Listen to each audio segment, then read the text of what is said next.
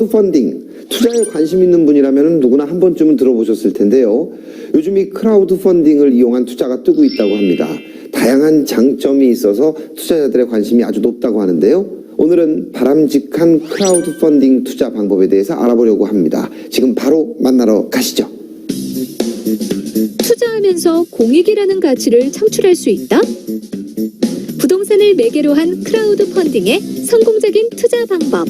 비즈정보쇼에서 알아본다. 새로운 투자 비법. 부동산 크라우드 펀딩.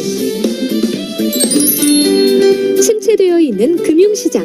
새로운 투자의 대안으로 떠오르고 있는 크라우드 펀딩. 개인이나 기업, 단체가 여러 사람에게서 자금을 마련하는 것으로 보통 개개인을 연결하는 P2P 방식을 통해 투자가 이루어지는 형식이다. 최근 P2P 방식의 투자 서비스의 장점으로 우후죽순으로 생겨나고 있는 각종 서비스 중에서도 차별화된 장점으로 주목을 받고 있는 서비스가 있다는데, P2P 서비스와 올바른 투자 방법에 대한 궁금증을 해결하기 위해 해당 업체를 직접 찾아가 보았다.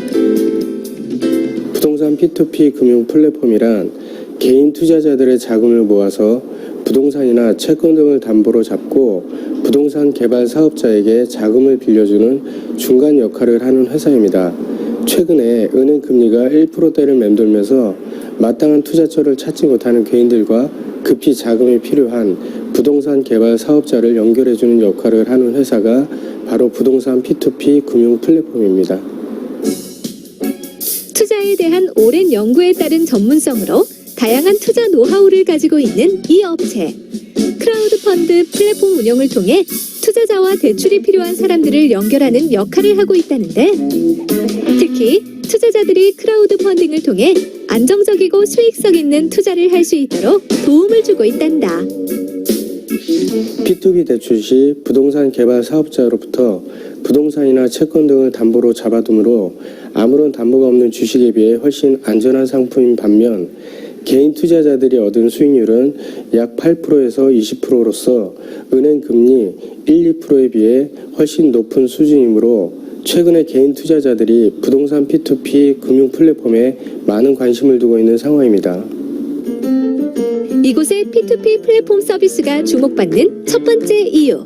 바로 정직함을 기본 원칙으로 투명하게 플랫폼을 운영하고 있다는 점이다. 고객들이 가지고 있는 불안감을 없애기 위해 사업자가 제시하는 담보 자료를 원본 그대로 홈페이지에 게시하고 있다는데, 이것이 전부가 아니다. 개인 투자자들은 플랫폼 회사가 투자금을 유용하지 않을까라는 우려가 있으실 겁니다. 그러나 저희는 개인 투자자들의 투자금을 신탁사를 통해 투명하게 관리하고 있고, 대출자에게 투자금을 넘기는 것도 공사관리 시스템을 통해 엄격하게 심사하여 단계별로 지급하는 것을 원칙으로 하고 있습니다.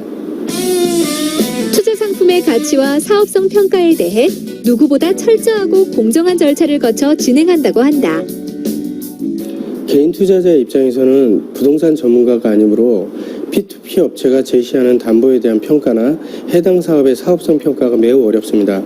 따라서 어쩔 수 없이 부동산 P2P 금융 플랫폼 회사의 평가에 의존할 수밖에 없습니다.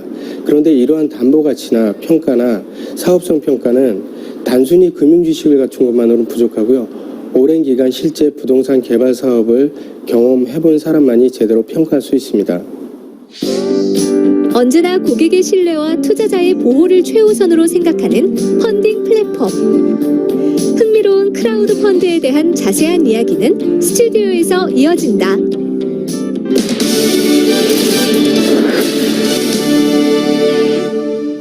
네, 잘 봤습니다. 그동안 우리가 잘 몰랐던 크라우드 펀딩에 대해서 얘기를 들어볼 수 있는데요. 좀 더 자세한 얘기 듣기 위해서 대표님 자리에 모셨습니다. 안녕하세요. 예, 안녕하세요. 예. 많은 투자 방법 중에 크라우드 펀딩을 추천하시는 특별한 이유를 좀 설명해 주십시오. 일단 뭐 저금리 시대이고 그 담보가 확보된 그런 부동산 물건은 일단 나중에 채권 회수가 좀 간단합니다. 그래서 수익률도 일단 뭐 20%대, 8%에서 20%대이기 때문에 그 은행에 돈을 넣어놓고 있는 투자자들 입장에서는 훨씬 더 수익률이 높기 때문에 그 P2P 대출 이쪽 관련돼서 투자를 좀 많이 하십니다. 최근에. 그렇군요. 예. 먼저 많은 투자자분들이 고민하는 것이 투자 수익금 연체라고 하는 거거든요. 예, 이 부분을 방지하기 위해서 뭐 특별한 서비스를 시작하신다고요? 예, 일단 그 P2P 업체에서도 이 투자자들의 그 원금이나 이자 연체 이런 것에 이제 좀 책임을 져야 돼서 저희 회사 같은 경우에 저희가 직접 선이자를 먼저 지급을 합니다. 제가 이제 이쪽 일을 한 지 한 20년 정도 됐고 그러면서 가장 우려스러운 게 지금 그 담보 확보 이런 부분들에 좀 문제가 많아서 그걸 저희가 책임진다는 의미에서 이제 선이자를 저희가 먼저 지급을 합니다. 그렇군요. 그래도 많은 분들이 세금에 대한 우려가 있거든요. 우리나라의 그 비소득 사업소득세가 상당히 높은 편인데 예. 이 부분에 대해서도 고민을 많이 하셨다고 들었습니다. 예, 투자자의 돈을 저희가 활용해서 하는 사업이다 보니까요. 그 부분에 이제 27.5%라는 부분에 대해서 충분히 저희도 고민을 많이 했고 그 투자자 수수료가 0.6% 정도 지금 책정을 해놨고 그 0.6%는 저희가 전체 투자자 명의로 저희가 다 기부를 합니다. 그래서 기부하고 그 투자자는 연말에 그 기부한 내역 가지고 연말 정산까지 받으실 수 있도록 그렇게 지금 준비를 하고 있습니다. 그렇군요. 예.